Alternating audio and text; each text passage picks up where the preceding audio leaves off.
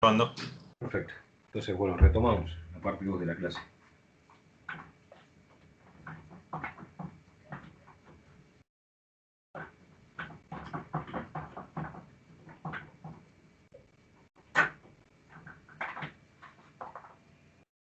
Bueno, entonces lo último que habíamos derivado es las ecuaciones de Euler-Lagrange para este sistema.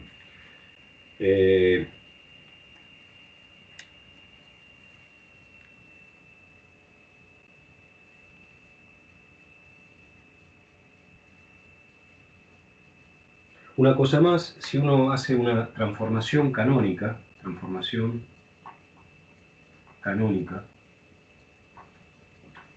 de coordenadas sobre el lagrangiano, sobre la densidad lagrangiana en este caso, entonces, por ejemplo, uno tiene la densidad lagrangiana transformada, escrita como dependiente del campo, de la derivada del campo, que es lo que teníamos inicialmente, más un término que va a ser una divergencia total, en realidad una cuadridivergencia, ¿no? Esto es una cuadridivergencia, la derivada mu de esta función, que resulta de ser la transformación canónica del campo. Si uno calcula nuevamente la variación de la acción, pero ahora la variación de la acción construida con este lagrangiano, que incluye este término debido a la transformación canónica de coordenadas, ¿no?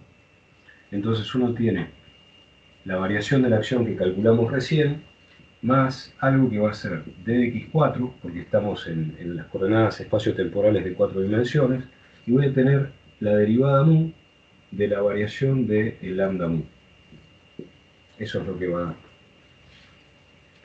Bueno, nuevamente, si uno sigue toda la derivación esta, lo que vamos a tener acá es que el primer término se queda igual. Y a ver qué pasa con esto, cómo se trata eso. Bueno, ahí nuevamente voy a tener el mismo ejercicio que hicimos antes, d de x4 de... Voy a tener por un lado, fíjense, esto es una derivada total, ¿no es cierto?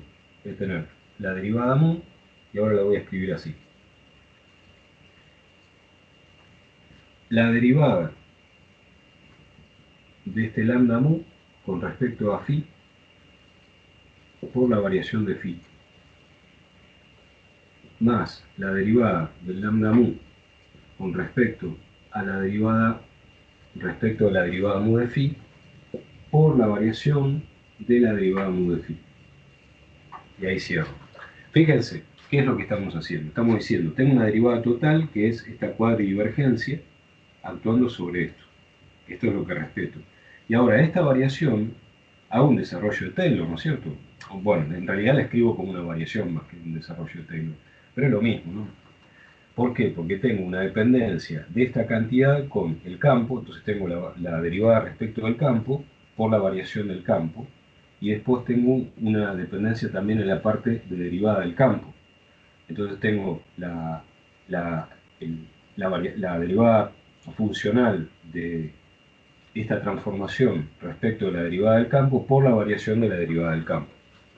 Bueno, nuevamente, entonces ahora, como esto es una derivada total, recuerden que lo que vamos a hacer es usar el teorema de Gauss, saco esto así, y ahora en lugar de esto pongo la integral, y acá pongo el d de sigma mu, el elemento de hipersuperficie asociado. Bueno, lo que pasa es que ahora, tanto esto se evalúa sobre sigma, que es la superficie cerrada esta, como esto también se evalúa, es decir, la variación del campo. Y bueno, la idea es que tanto el campo como la derivada del campo tengan valores constantes sobre esta hipersuperficie, con lo cual la contribución total de esto da cero porque esto es cero y porque esto es cero sobre esta superficie de integración, ¿no es cierto? Entonces, en resumidas cuentas, la variación de la acción frente a transformaciones de los campos debía simplemente, cuando estoy hablando acá de transformaciones en los campos, no, o sea, la variación de la acción frente a un cambio de configuración del campo, y ese cambio de configuración del campo, en este caso, como lo estamos viendo, Simplemente es un cambio de configuración arbitrario, de la misma manera que uno lo resuelve cuando hace un sistema mecánico clásico, ¿no? Es decir, la variación del campo clásico, lo que hace es cambiarme la acción, cuando la acción está transformada como el agregado de esta cuadridivergencia debido a una transformación canónica de coordenadas, esta acción, esto es igual a la variación de la acción en sí, que teníamos originalmente. Y lo que vimos es que esto es igual a cero, ¿no? Por lo tanto, las ecuaciones de Euler-Lagrange no se modifican. Van a ser las mismas que teníamos antes. Bueno, eso es un comentario, simplemente.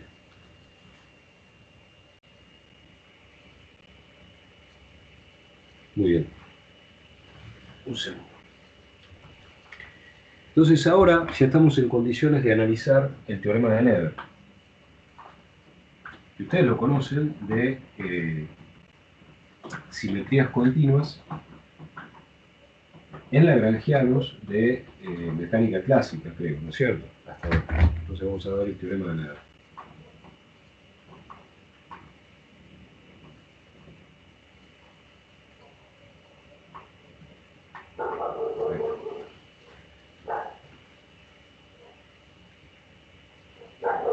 Entonces la idea es, por un lado, tener simetrías continuas, y acá lo que implica es la existencia, por decirlo así, de corrientes conservadas,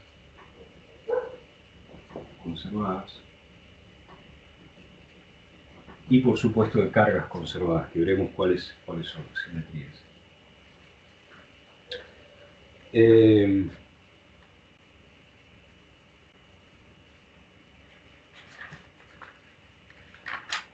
Voy a hacer la cuenta con detalles porque es un sistema continuo y posiblemente muchos de ustedes no lo hayan visto en este contexto. Entonces vamos a pensar que tenemos un campo phi de x y ese campo lo vamos a transformar como un phi' de x. Y esto va a ser el phi de x más la derivada phi de x.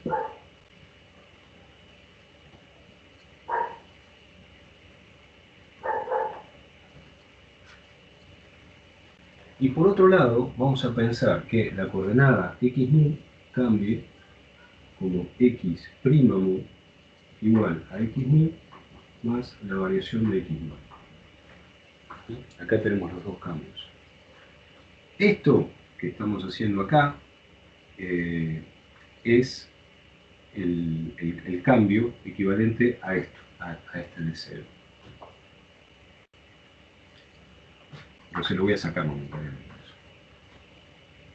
Entonces, vamos a ver primero cómo nos queda el equivalente al jacobiano de la transformación de coordenadas. ¿Sí? Entonces voy a hacer la derivada de x' mu con respecto a x mu. Entonces para eso vamos a escribir el x' como la suma de x mu por la de x mu más la derivada de la variación de x mu con respecto a x mu. ¿Está bien? ¿Por qué? Porque sustituyo el x' por esta expresión de acá. El primer término nos da la delta de Kronecker, mu. ¿Qué es lo otro? Bueno, esto lo voy a escribir a priori como la derivada nu, porque tengo el x nu abajo, respecto de x mu, respecto a la variación de x mu. Simplemente estoy anotando esto de esta manera, o sea que este término lo dejo tal cual está. Entonces ahora, como vamos a tener que hacer en el cálculo de las acciones integrales en x4, es decir, tenemos que ver cómo cambia nuestra medida de integración. Entonces vamos a pasar a x'4. ¿Y esto cómo se resuelve? Bueno, si yo hago un cambio de coordenadas, tengo la medida de integración, las coordenadas viejas, y ahora tengo que poner el jacobiano de la transformación. Y para construir el jacobiano estoy usando esta relación que estamos teniendo acá. ¿Cómo va a ser el jacobiano de la transformación? Va a ser el determinante de la derivada de x' mu con respecto a x mu. ¿Está bien? ¿sí? Este es el jacobiano, este determinante de la transformación. O sea, hasta acá esto es totalmente correcto lo que estamos haciendo. Ahora el punto es, cuando uno hace esto, me voy a volver a copiar el d de x4, pero este determinante uno lo puede escribir como la exponencial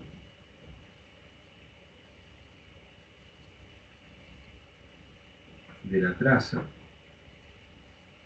del logaritmo, la exponencial de la traza del logaritmo de la delta de mu más la derivada nu de la variación de x mu. A ver, ahora vamos a ir por partes.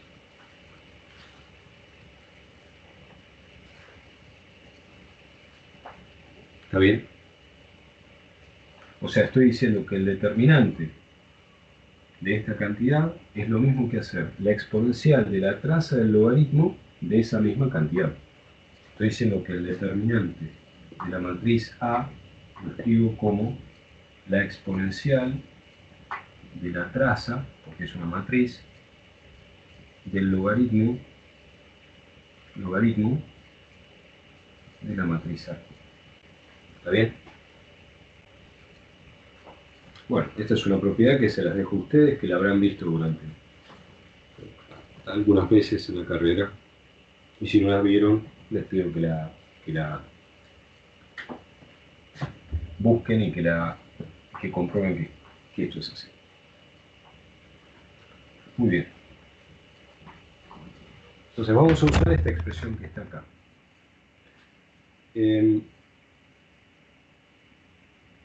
Lo primero que tenemos que ver es esto.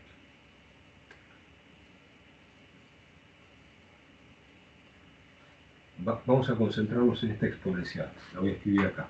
Exponencial de la traza del logaritmo de la delta mu nu más la derivada nu de la variación de x mu.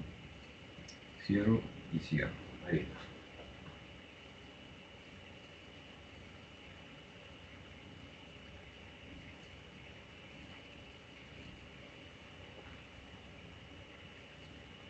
Bueno, esto, si uno lo mira, si uno se pone en la situación de mu y nu son iguales, ¿sí?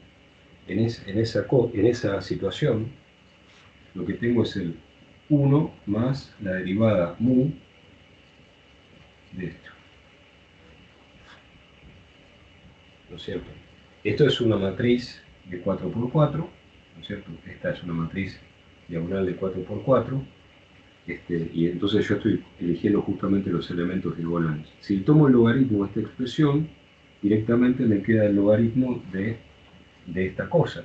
Perdón, me queda en el desarrollo de Taylor, me queda simplemente este primer término, ¿no? Porque acuérdense que el logaritmo de 1 más x, cuando x es chiquito, esto va como x, ¿no? Entonces, vamos a pensar que esto es el correspondiente a x. Entonces, acá ya sacamos que esto nos va a dar, esto va a ir como la exponencial de la traza de, ¿qué cosa? De esto, de la derivada mu y de la variación de x mu. ¿Está bien?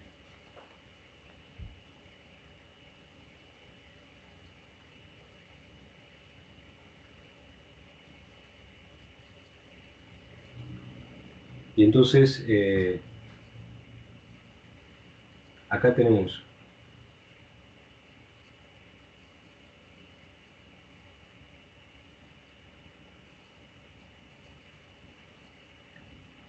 lo que sería la traza de esto. ¿Pero qué va a ser la traza de esto? Y bueno, justamente la traza de esto nosotros estamos haciendo usando mu y nu iguales, entonces ya directamente esto lo que nos da es el número que va acá, por lo tanto esto lo podemos escribir directamente como la exponencial de la derivada mu de, perdón, de la derivada mu de la variación de x mu. Y eso es algo pequeño, ¿no? Esa variación. Entonces esto terminamos haciendo un desarrollo de Taylor, donde lo que nos va a dar es 1 más directamente la derivada mu de la variación de x mu. Así es como nos está quedando el, fíjense, el jacobiano de la transformación. Nos va a quedar directamente como esto. Entonces vamos a reemplazarlo. Eso es a primer orden, ¿no? Vamos a reemplazar acá el jacobiano directamente. Este jacobiano nos va a quedar como 1 más la derivada mu de la variación de x mu. Eso al orden más bajo.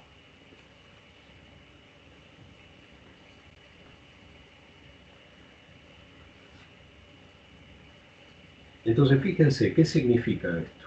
Esto significa que la diferencia de x' a la cuarta, que es esto, menos dx4, que es la diferencia de las dos medidas de integración, esto va como, a primer orden, dx4 de la derivada mu de la variación de x mu. Y esto es lo que podemos llamar la variación del d de x a la 4, la variación de la medida de integración. ¿Frente a qué? Frente a este cambio combinado con este cambio. Este cambio de coordenadas combinado con esta variación de campo. Muy bien. Entonces lo que vemos es, lo primero es que la medida de integración cambia de esta forma.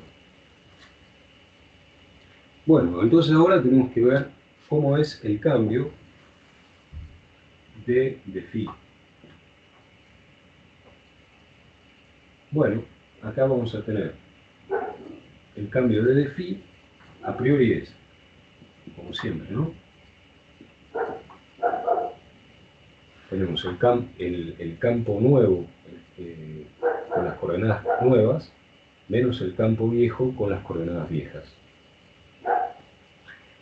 Esto se acuerdan, ¿no es cierto? Que, o sea, esto es la definición de nuestro campo, y esto uno lo puede escribir siempre como el campo nuevo en las coordenadas viejas, ¿sí? Más, entonces ahora desarrollo Taylor acá, voy a hacer la derivada mu de phi por la variación de x mu. Entonces todo esto es esto que tengo acá, donde acá les aparece este término, que es el que tiene la derivada convectiva.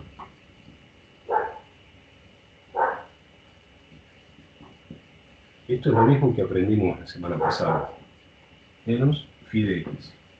Y ahora sí, vamos a juntar. Juntemos este y este, y acá obtenemos la derivada 0 de phi de x. Y este lo vamos a escribir acá como la derivada mu de phi por ahí, la derivada convectiva. Eso es a primer orden.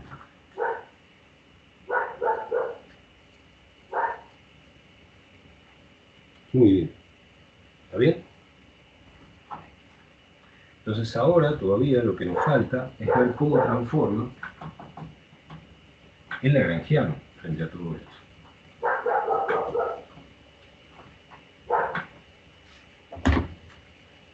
Entonces voy a tener originalmente el lagrangiano escrito, transformado en términos de los campos phi' de x', la derivada mu' de phi' de x', menos el lagrangiano sin transformar en phi de x, la derivada mu de phi de x.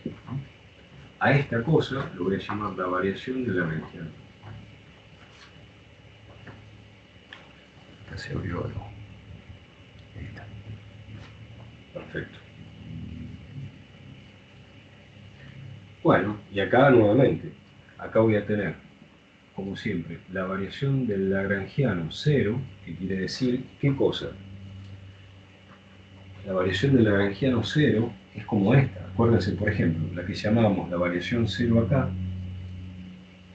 del campo, en x, era agarrar que es el campo transformado con coordenadas sin transformar, menos el campo inicial. Entonces, lo que llamamos esto que está acá, la variación cero del lagrangiano, va a tener que ser el lagrangiano transformado en los campos sin transformar.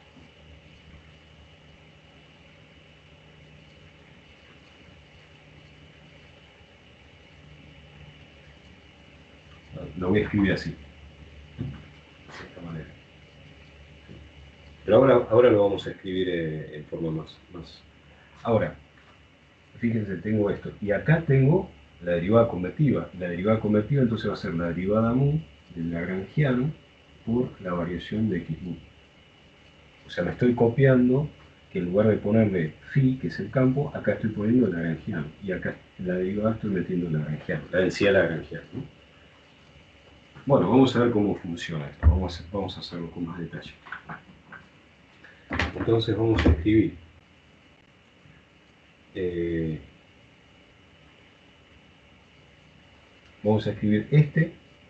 lo voy a escribir adelante. Voy a escribir la derivada, perdón, la variación del lagrangiano total va a ser la d de x mu, que es por la derivada mu de la densidad lagrangiana. Acá tengo este término. Ahora vamos a cómo escribirlo. Bueno, esa variación va a ser la variación del lagrangiano respecto del campo phi por la variación 0 de phi, más la derivada del lagrangiano respecto de la derivada mu de phi por la derivada 0 de la derivada mu de phi. Bueno, esto yo les pido a ustedes que se convenzan, ¿no es cierto?, de que esto es así. Les voy a pasar una referencia, que es E.L.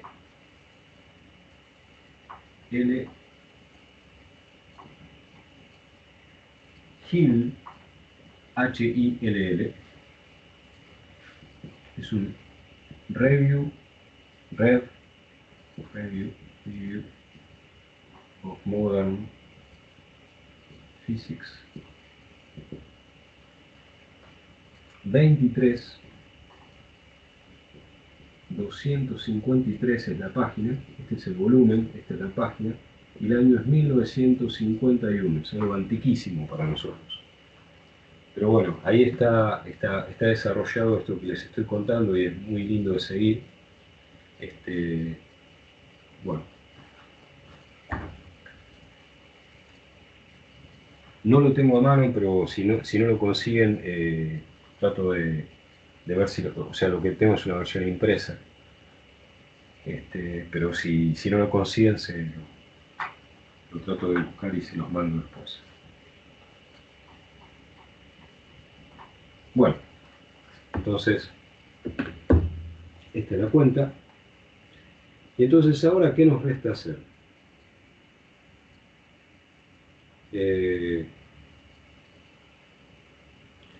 O sea, recuerden que lo que queremos hacer es derivar el teorema de Ner, ¿no es cierto? Entonces, ahora lo que vamos a hacer es, bueno,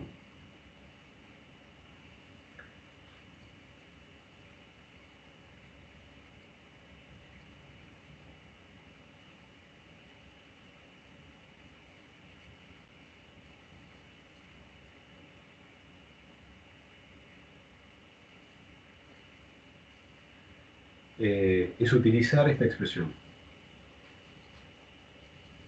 Vamos a utilizar esta expresión. Bueno, a mí no me alcanza el pizarrón para mantener todo, así que estoy forzado a borrar. Pero esto que derivamos ya estaba bien, ya lo habíamos entendido, por lo tanto podemos utilizar esto. Pero vamos a volver a escribir la variación del lagrangiano.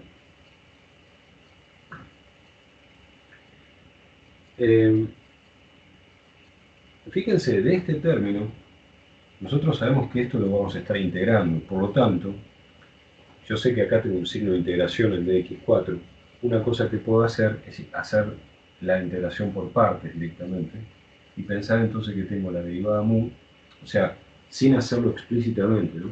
Esto reconvertirlo a la derivada total mu de la variación de x mu por el lagrangiano, la densidad lagrangiana, acá, que es meter la derivada delante de todo, pero entonces le tengo que sustraer algo que va a ser menos el término que tiene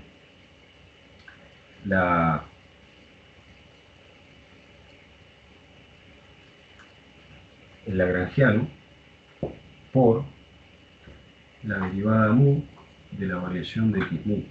¿Se dan cuenta, no? O sea, saqué derivada total, la derivada total le pega a esto por el lagrangiano sin derivar. Ese término no está presente acá, así que lo tengo que cancelar con este término. Y después, esta derivada atraviesa a este, no le hace nada, y lo que hace es derivarme el lagrangiano, que es este término. Perfecto. Así es como tengo estos dos términos a partir del primero. ¿Qué hay respecto del segundo? Respecto del segundo, que es este que tengo acá, no hay problema. Tengo más la derivada del lagrangiano respecto del campo phi por la derivada 0 de phi. Ese no hay problema. Pero acá nuevamente tengo una derivada que la puedo de alguna manera modificar. Lo que les vuelvo a pedir es que prueben que hacer el cambio de derivada mu de la variación del campo, esto es igual a primer orden, ¿sí? A hacer la derivada 0 de la derivada mu de phi. Prueben que esto les salga. Es decir, que son intercambiables esta variación con esta derivada. Entonces, a primer orden voy a poner la derivada mu de la variación 0 del campo. ¿Está bien? Entonces, nuevamente, voy a hacer el truco de poner una derivada total. Entonces, al poner la derivada total, voy a poner la derivada mu de la derivada del lagrangiano respecto a la derivada con respecto a la derivada mu de phi por la variación de phi menos el término que va a ser la derivada mu de la derivada del lagrangiano respecto de la derivada mu de phi por la derivada 0 de phi. Y ahí quedó. ¿Está bien? Muy bien.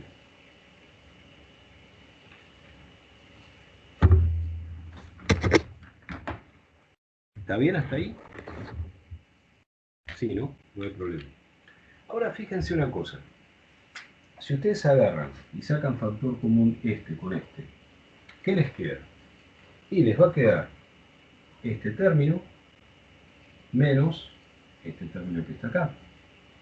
Vamos a escribirlo explícitamente. Voy a tener un factor común, derivada phi, derivada 0 de phi, por algo de la forma. La derivada del lagrangiano respecto de phi menos la derivada mu de la derivada del lagrangiano respecto de la derivada mu de phi, que es esto. Si yo ahora asumo, en realidad en castellano supongo que vale la ecuación de Euler-Lagrange, porque estoy en una configuración clásica de campo, entonces esto es igual a 0 porque esto es la ecuación de Euler-Lagrange, para cualquier valor este. Entonces, antes, cuando yo tenía que derivar las ecuaciones de Euler-Lagrange, por supuesto, no podía suponer que las ecuaciones de Euler-Lagrange valían, sino que lo que tenía que hacer era derivarlas, y para eso decía, bueno, la variación esta es arbitraria, la variación del campo es arbitraria, entonces derivaba las ecuaciones de Euler-Lagrange. Ahora, en esta nueva derivación, lo que voy a suponer es que directamente valen las ecuaciones de Euler-Lagrange, y esto no es una contradicción, ¿eh? Esto es simplemente decir, bueno, ya las derivé, valen las ecuaciones de Euler-Lagrange. Entonces, supongo que valen las ecuaciones de Euler-Lagrange, entonces para la ecuación de movimiento clásica, vale esto, que esto es igual a 0. Para cualquier valor del phi. Entonces, fíjense, se va este término recuadrado con este otro término que tengo acá. Se fueron. Y entonces miren lo que nos queda la variación del lagrangiano. Muy bien, entonces vamos a trabajar con esta variación del lagrangiano. Entonces lo primero que nos damos cuenta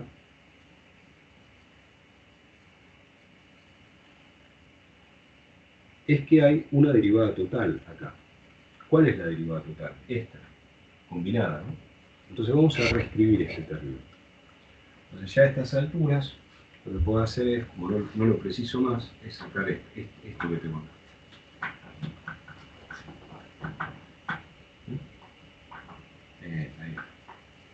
Entonces voy a reescribir la variación de Lagrangiano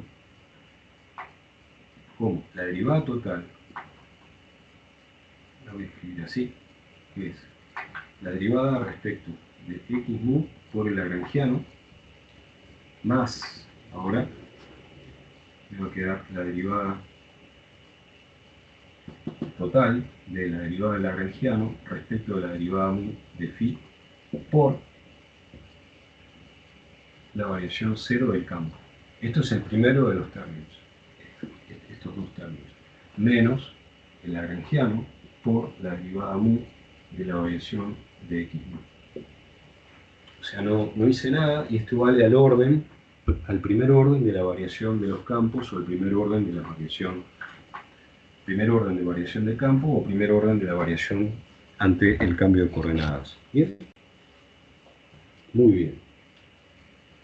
¿Qué podemos hacer con esto? Fíjense. A partir de la variación del Lagrangiano, yo ahora puedo reconstruir la variación de la acción. ¿Y la variación de la acción qué va a tener? Bueno, cuando ustedes escriben la acción, que es la integral de x4 del Lagrangiano, si ustedes varían esta acción, por un lado van a tener la variación de la métrica,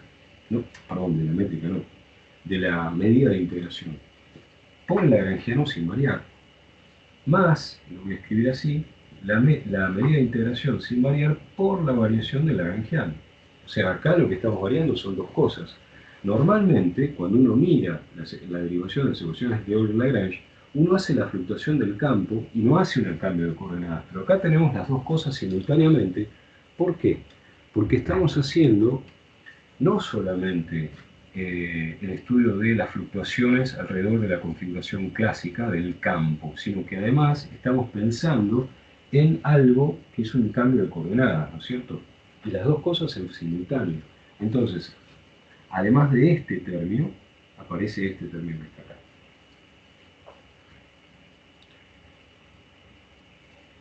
¿Está bien? Buenísimo. Entonces ahora procedamos con todos los términos que tenemos. Ya tenemos todos los ingredientes. Esta variación de la acción va a ser la integral de x4, digo lo primero, que es, voy a escribir este término primero, que lo tengo a la vista, ¿lo ven? Este término es esto, que lo escribo acá, y la variación de Lagrangiano. La variación de Lagrangiano la leo de acá arriba. Va a ser entonces la derivada mu x mu por L, es este término con esta derivada adelante, más la derivada mu de la derivada del Lagrangiano respecto de la derivada mu de phi por la variación de phi. Y a la vez esto, menos L por la variación, la derivada de la variación de x mu. O sea, me copié todo esto que es la variación del Lagrangiano. Lo voy a escribir así entre un corchete cuadrado. ¿Y se acuerdan qué era la parte esta? Y bueno, si retrocedemos una página, esa variación que ustedes la tienen anotada por ahí, lo que les daba esta variación es más d de x4 por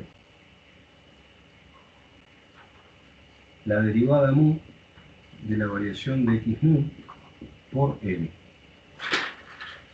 Ah, miren ustedes entonces, qué bueno, que ahora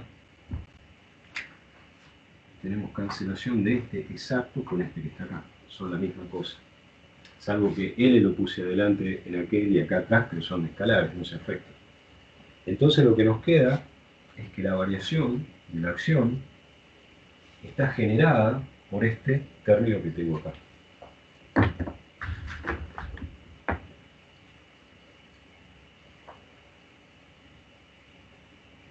Entonces vamos a analizarlo un poco más en detalle.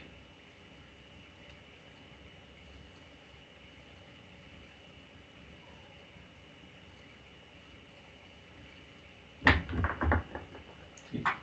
Vamos a analizar en detalle esto que nos queda acá.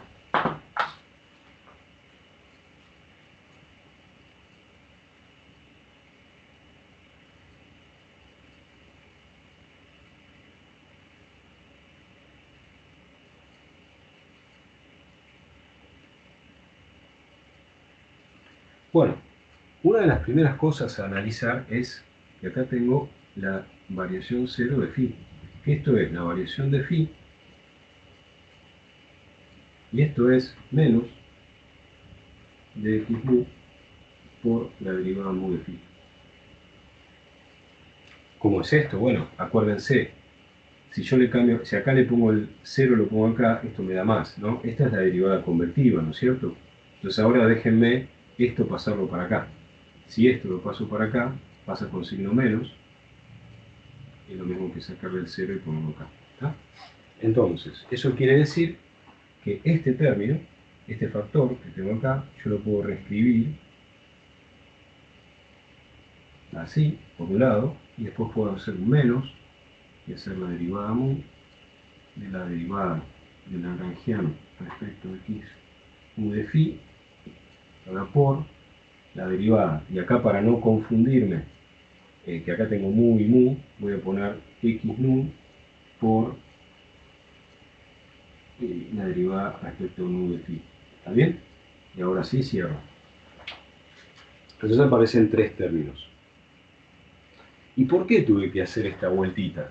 Porque acá tengo una variación que es, recuerden que esta variación que tengo acá es phi' en x menos phi en x. Y yo lo que quiero es phi' en x' menos phi en x. O sea, yo quiero esto. Porque yo quiero la variación del campo total, o sea, cuando cambia el campo respecto de esto, pero además cuando cambia respecto de las coordenadas. Eso es lo que quiero tener ahí para hacer el análisis. Muy bien, entonces vamos a ver cómo proceder con este término, con este conjunto de términos.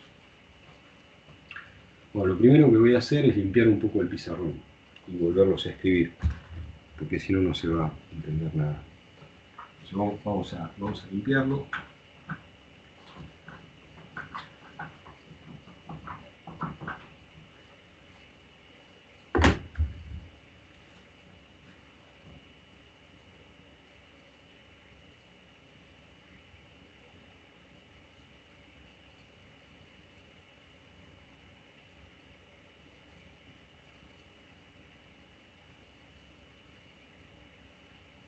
Muy bien. Entonces tengo la variación de la acción. La integral de x4, paréntesis cuadrado. Primer término, la derivada mu con respecto a la variación de x mu por el lagrangiano. Perfecto. Más la derivada de esta. Voy a abrir otro paréntesis cuadrado. Voy a poner en primer lugar la variación de la derivada del lagrangiano respecto de la derivada mu de phi, que es esto que tengo acá. Voy a abrir un paréntesis redondo y voy a poner esto, la variación de phi. Ahora voy a hacer menos esta derivada, la voy a poner como si fuera una derivada total atacando a todo, y vamos a ver cómo la resolvemos. Entonces lo primero va a ser, pongo la derivada con todo, y entonces me va a quedar esto mismo, que era factor común, ¿no es cierto? Y ahora le voy a aplicar la derivada a la variación de x mu y esta cosa que tenemos ahí. ¿Está bien? Y me sobra un término, fíjense que me va a cambiar el signo, el término que tengo que eliminar, va a ser más, va a ser la variación, la derivada del campo respecto de x mu de phi, y ahora voy a tener que hacer la derivada mu de la variación por la derivada mu de phi.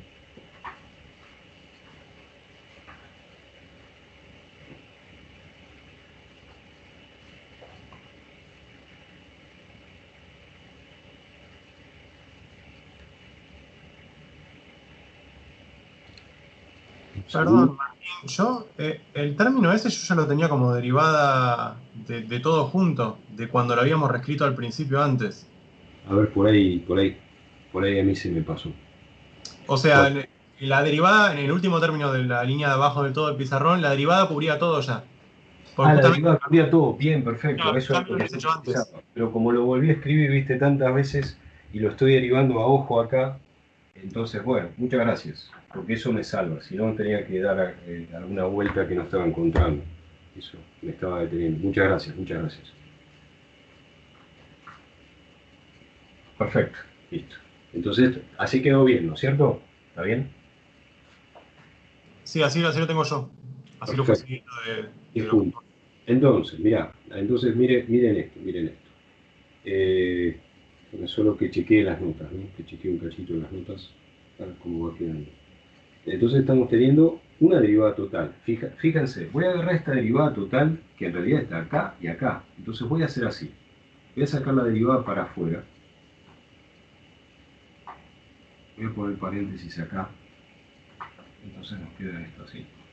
Y voy a eliminar uno de los paréntesis cuadrados. Ahora está bien, porque la derivada, como factor común, la mandamos para afuera.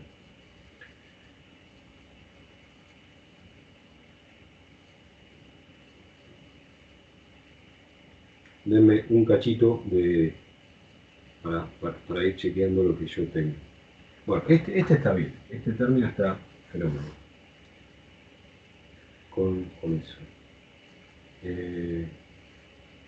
Bueno, por abajo lo borro y vamos a reescribir esto que tenemos acá. Vamos a reescribirlo de una manera. La variación de la acción va a quedar como la derivada total de... Acá tengo el lagrangiano. Lo voy a escribir acá.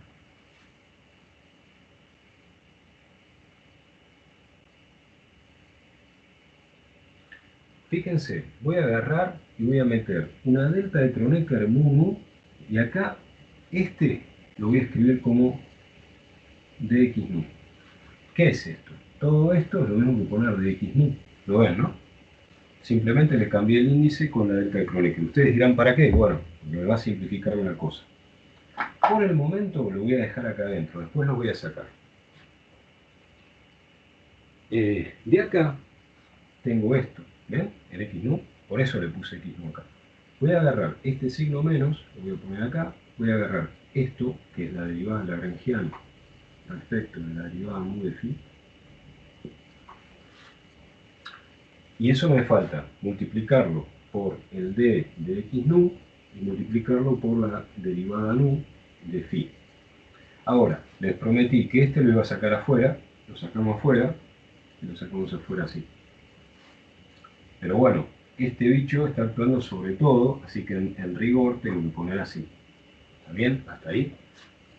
Y lo que me queda colgando es este término todavía. Me queda un término más la derivada mu de la derivada mu atacando a todo esto que tengo acá. La derivada phi por la variación de phi. ¿Sí? Y esto es una llave acá y una llave acá. Eso es todo.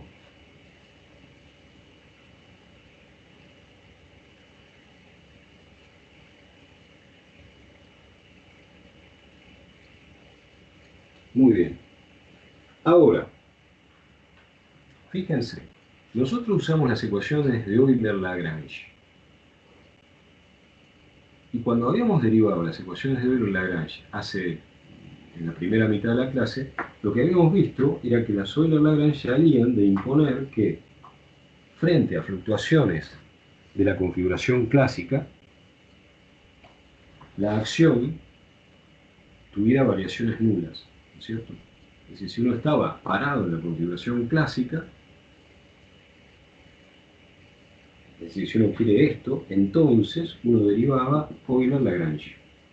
Entonces la configuración clásica metida en la acción lo que hace es que, o sea, dicho de otra manera, la configuración clásica sale de imponer la restricción que si uno varía la acción,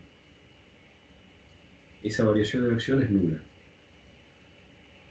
Dicho otra vez de otra manera, si uno tiene, como en mecánica clásica, la variación de la acción nula, deriva las ecuaciones de Euler-Lagrange. Eso lo habíamos visto. Entonces, esta condición implica la Euler-Lagrange, la validez de la Euler-Lagrange. Ahora nosotros hicimos otra cosa.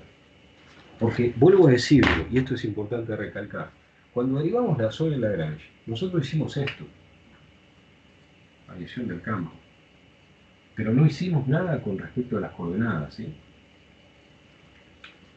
Ahora, cuando hacíamos esto, teníamos esta situación, variación de la acción, le pedíamos que fuera nula, que minimizara la acción, la fluctuación del campo, y acá uno sacaba un Lagrange. Ahora, lo que hacemos es, además de tener las fluctuaciones estas, que son clásicas, lo que vamos a hacer es agregarle la posibilidad de tener un cambio en las coordenadas. Si uno cambia las coordenadas, ahora lo que puede decir es lo siguiente.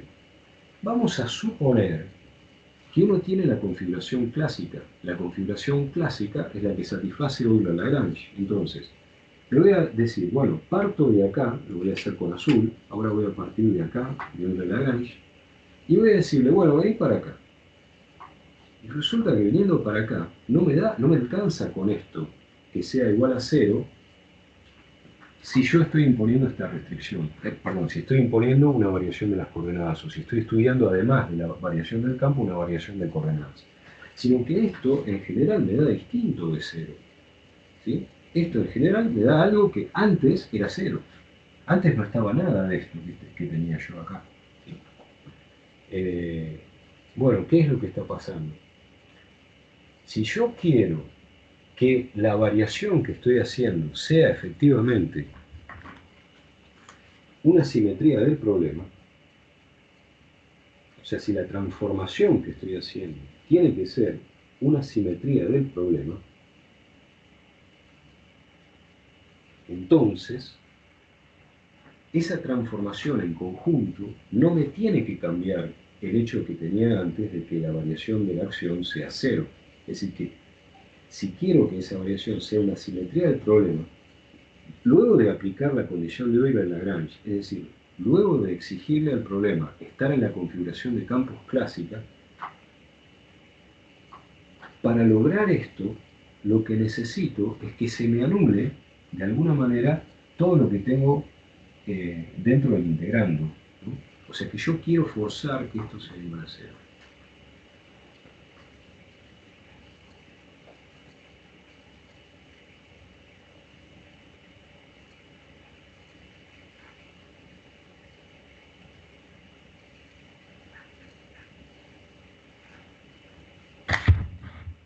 Se entiende la lógica, ¿no?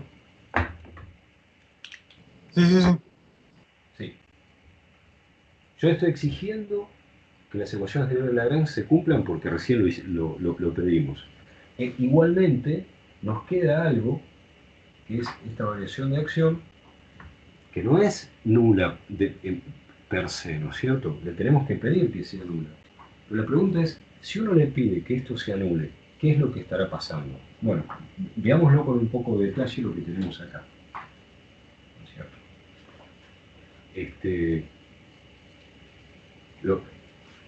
Esta línea ya la habíamos usado, ¿no? Esta línea ya la habíamos usado.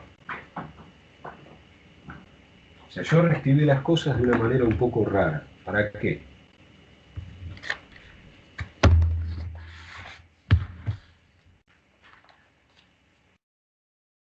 Yo lo que estoy diciendo es que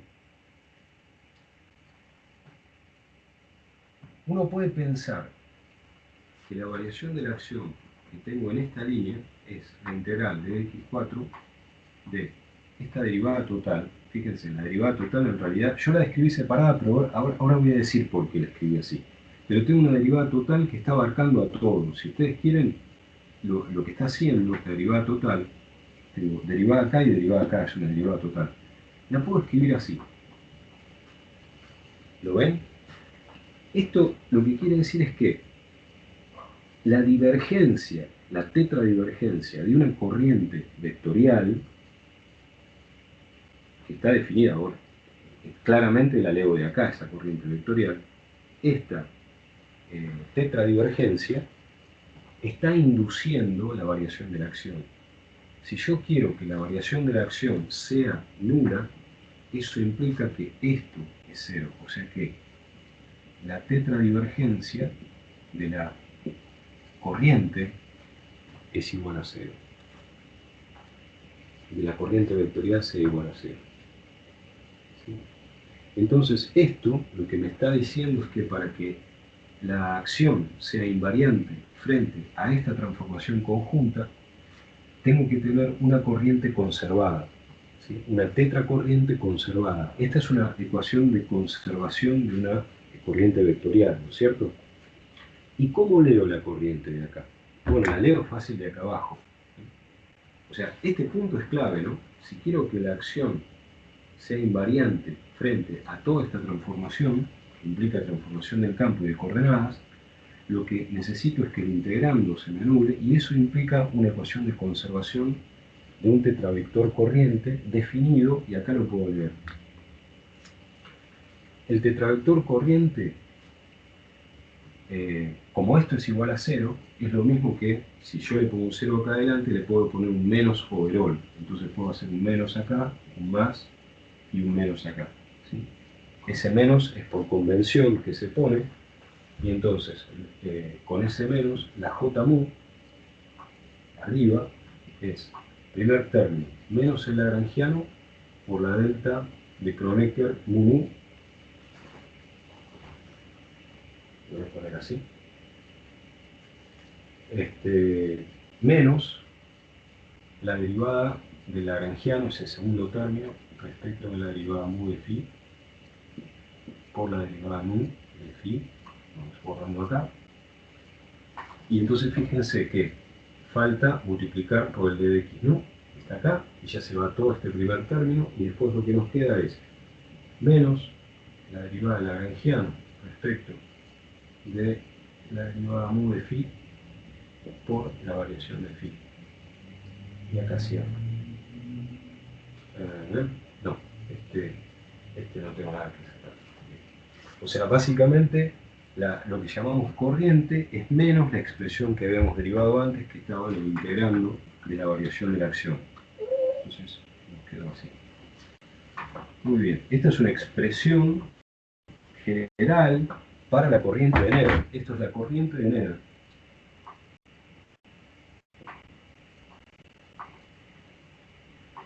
Entonces aparece, cuando uno tiene una simetría continua de la acción, la palabra simetría o el verso de simetría continua de la acción, el verso en el mejor sentido, el decir de la simetría continua de la acción, quiere decir que la acción es invariante, o sea, su variación es nula frente a la acción de esta simetría, y eso implica la existencia de una ecuación de conservación para un objeto vectorial que vamos a llamar corriente, y esta es la corriente de Nether, que tiene esta definición. Fíjense que vamos a requerir saber cuál es el lagrangiano, cuál es el campo que tenemos en cuestión, cuál es la variación explícita que estamos haciendo acá para las coordenadas, y cuál es la variación explícita que estamos haciendo acá para el campo. Todo eso necesitamos saber. Muy bien, entonces lo que podemos hacer ahora es bueno, empezar a estudiar algunas propiedades de esta corriente de Nether.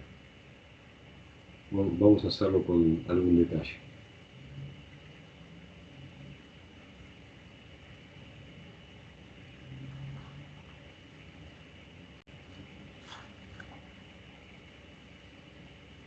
Entonces lo que tenemos es, fíjense otra cosa interesante, esta ley de conservación es local en el sentido siguiente.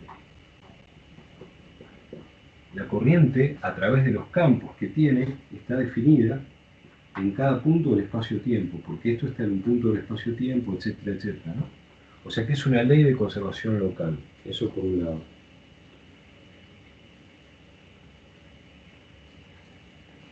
Ahora vamos a estudiar explícitamente estas variaciones, y vamos a ver qué podemos decir sobre la corriente de Nether ahí. Déjenme verla ahora. Voy a ir un poquito más y cortamos. Un poquito más. Entonces esta es la corriente de Nether, es una corriente conservada.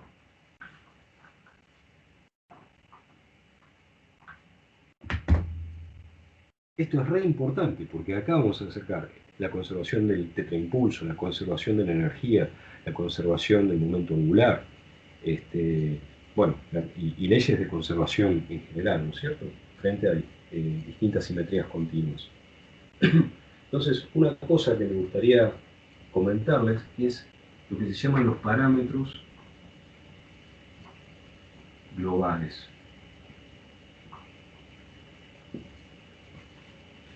Los parámetros globales van a ser omega A, que no van a depender de la posición en el espacio-tiempo. ¿Ven? Digo, omega A es un parámetro local que no depende de la posición. Esto es, no depende, no es función de la posición, es un valor constante, digamos. Entonces voy a considerar la variación x nu que estoy poniendo ahí. Eso lo puedo parametrizar de la siguiente manera. La derivada x, esto sería la variación de x nu respecto de la variación de un parámetro local, ¿sí? Por, vamos a poner acá, el parámetro local. Es una manera de anotarlo esto, ¿eh? Si a uno le gusta, podría tal vez poner acá una D. Pero lo voy a anotar así, lo voy a dejar así, pensando que esto es infinitesimal. Y esto lo voy a considerar haciendo omega A igual a 0. Va a quedar claro cuando vemos ejemplos. Va a quedar más claro cuando vemos ejemplos. Mientras que la variación del campo va a ser la variación del campo con respecto a la variación del parámetro global, seteando omega A igual a 0 por omega A. Ahora, si llegamos hoy, vamos a dar algún ejemplo y si no, lo dejamos para después. Esto va a permitir reescribir la corriente de la siguiente manera. Va a permitir escribir la corriente J mu de X, como J mu A de X por el parámetro global. Fíjense, toda la dependencia de los puntos del espacio-tiempo están acá, en la J, pero se reflejan en esto, mientras que el parámetro global es constante. Esto es infinitesimal, es una base de parámetros de expansión. Nuevamente, va a quedar claro cuando vemos los ejemplos concretos, es una manera de escribirlo. Y entonces, si ustedes dicen, bueno, la corriente es conservada, la corriente de Nether, aplicando la derivada covariante sobre esto, como los parámetros son globales, nos queda, y son independientes, ¿no? Nos queda que la derivada mu de j mu a de x tiene que ser igual a 0, cada una de ellas, porque los parámetros son independientes. Bueno,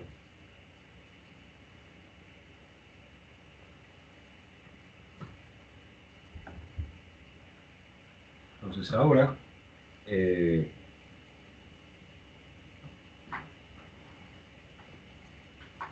una manera de escribirlo.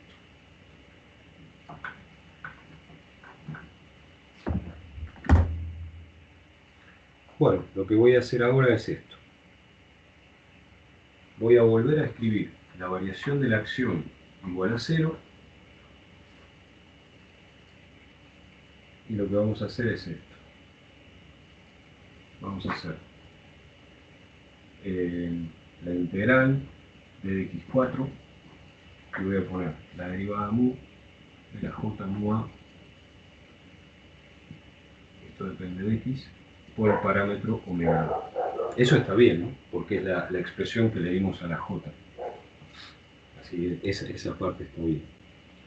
Ahora, en esto, lo que podemos hacer es separar esta integración, y la integración en el tiempo, de x0, digamos, entre un cierto t1 y un cierto t2, entre dos tiempos arbitrarios. Tiene que valer esto, porque vale siempre, ¿no? Y acá tengo la integral en el volumen. Y en el volumen es en el volumen infinito, ¿no? Todas las coordenadas van entre menos infinito e infinito del espacio de Minkowski. Así es como se está integrando.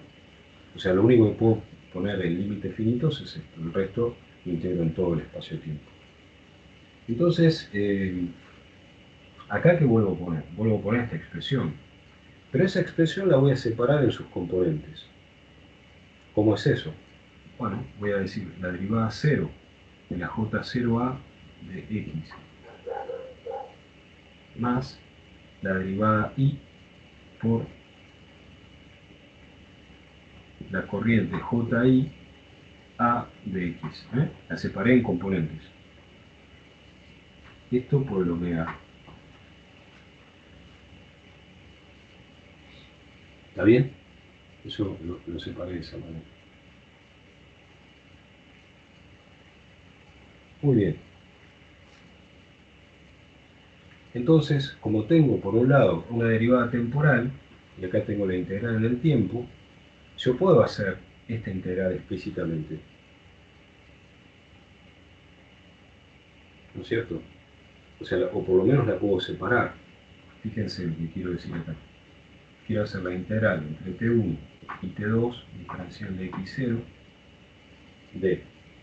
Esta derivada afecta a las coordenadas temporales, por lo tanto, yo podría pensar en hacer esto, la derivada 0 de la integral de x cubo, entre menos infinito e infinito, de la j0 sub a de x por el omega a, ¿no? O sea, esta es la j0, esta es la j0a, ¿sí? Y esto afecta acá. Eso es correcto. Esto, si quieren, acá le puedo poner el omega A aquí. Y a la vez tengo otro término que va a ser también una integral entre t1 y t2 diferencial de x0, es esto. Pero ahora fíjense, tengo una tridivergencia integrada sobre un volumen, ¿no es cierto? Entonces esto lo puedo hacer directamente, utilizar el teorema de Gauss otra vez, una superficie cerrada, donde lo que voy a hacer es escribir el elemento de superficie, sigma i, con la j i a de x con omega a. Ahora, lo que es interesante es que como esto está integrado en el infinito, y yo estoy haciendo esto que está acá, ¿sí? Está en el infinito, el área esta está en el infinito, el punto es este. Cuando uno escribe la corriente, ¿sí? Cuando uno escribe la corriente, en la corriente tengo un término proporcional a x nu y otro término proporcional a la derivada de phi.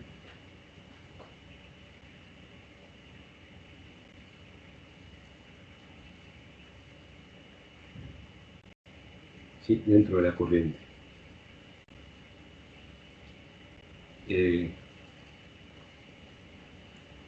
Lo que es razonable es entonces que si esta superficie está en el infinito, uno pueda decir que en el límite infinito esta corriente vaya a cero. ¿Sí? Esa corriente vaya a cero. Pensado de alguna otra manera, tal vez más intuitivamente, sería como decir que, bueno, no hay flujo de la cantidad asociada a esta corriente en el infinito. Como estamos en el infinito, nada se puede escapar más allá del límite del espacio-tiempo nuestro, ¿no es cierto? Entonces eso hace que esta integral, como esto está evaluado justamente en el infinito, no pueda tener ningún flujo de nada de esa cantidad a través de esa superficie, porque no tengo nada más allá de eso, ¿no es cierto? Entonces uno esperaría que no pueda salir nada más allá del volumen de integración infinito. Entonces todo este término se nos anula. Y si todo ese término se anula, fíjense qué resultado interesante uno obtiene. ¿Qué era todo esto? Todo esto era igual a cero, porque era justamente reescribir la acción, ¿no es cierto?, de una manera. Ahora fíjense, la integral de la componente cero de una corriente. Eso les suena a ustedes, seguramente, de electromagnetismo. Esto es lo que se llama la carga asociada al parámetro A. Esto es la carga asociada al parámetro A, ¿sí? La integral, vamos a la integral d de x de una corriente. La corriente, la componente 0, ¿no? Esto es en x, la dependencia en x y en t, por supuesto. Acá tengo A y acá tengo omega A. Esto se asocia como la carga sub A asociada a este parámetro global omega A. Entonces una manera de escribir esto es la integral entre t1 y t2 de x0 de la derivada temporal. ¿Sí? Recuerden que en estas coordenadas x0 es igual al tiempo. Esto es como la derivada respecto de x0. ¿De qué cosa? Y bueno, esto le dimos un sentido, la carga Q asociada al parámetro global A. El parámetro global es un parámetro, es el constante. Bueno, buenísimo. Y entonces, ¿qué podemos decir con todo esto? Y eso es igual a 0. Esto es igual a 0. Entonces, fíjense, acá tengo la derivada temporal integrada en el tiempo. Eso quiere decir que tengo, integro esto, regla de Barro, ¿no? QA en el tiempo t2 menos QA en el tiempo t1, todo esto por omega A es igual a 0. Eso lo que me está diciendo es que el QA al tiempo t1 es igual al QA al tiempo t2. O sea que la carga asociada al parámetro global A, independientemente del valor del parámetro A, se conserva, ¿sí? Y esto es lo mismo que decir que la derivada de la carga asociada al parámetro QA, dependiente del tiempo, es igual a 0. Por lo tanto, la QA es independiente del tiempo. La carga QA es una constante. Entonces eso lo que nos está dando es un resultado muy importante, que es la ley de conservación de la carga asociada a la integral de volumen, en todo el volumen, del espacio-tiempo de la componente 0 de la corriente de Nether asociada a esta transformación de simetría que implica justamente el cambio el cambio en el campo y el cambio en las coordenadas, ¿no es cierto? Lo que voy a hacer es dejarlo de acá por hoy y la semana que viene vamos a iniciar el estudio de las corrientes de Nether asociadas a un campo escalar y después vamos a ir haciendo para otros campos a ver cuáles son las corrientes de Nether y las cargas conservadas que vamos descubriendo para distintas operaciones de simetría continuas sobre estas teorías de campos clásicos que estamos teniendo, ¿sí? Y la esperanza sería la semana que viene poder terminar con prácticamente todo lo asociado a corriente de Nether y eso, y si es posible empezar a ver algunas propiedades que tienen que ver con causalidad y ya la otra semana empezar a estudiar la cuantización del campo de Klein-Gordon o el campo escalar clásico. Como les decía a ustedes, si tienen tiempo, si quieren leer los 2 primeros capítulos o los 3 primeros capítulos del Technische, eso les va a ayudar. Mientras tanto, bueno, seguimos con el curso. El curso va lento porque estamos haciendo muchas cuentas y dando muchas explicaciones en el medio. Pero me parece razonable hacerlo así. Bueno, nada, si quieren hacer preguntas, fenómeno, y si no, bueno, nos vemos el miércoles a las 4 de la tarde a los que quieran participar de la charla esa. Bueno, Perfecto. Muchas gracias, buen fin de semana. Gracias, profe. Chau. Hasta el miércoles. Gracias, profe. Chao, chao. Gracias. Buen fin de semana. Yo después te mando el mail con el playlist donde estén los videos ya subidos. Cómo no. Gracias, gracias, hasta luego.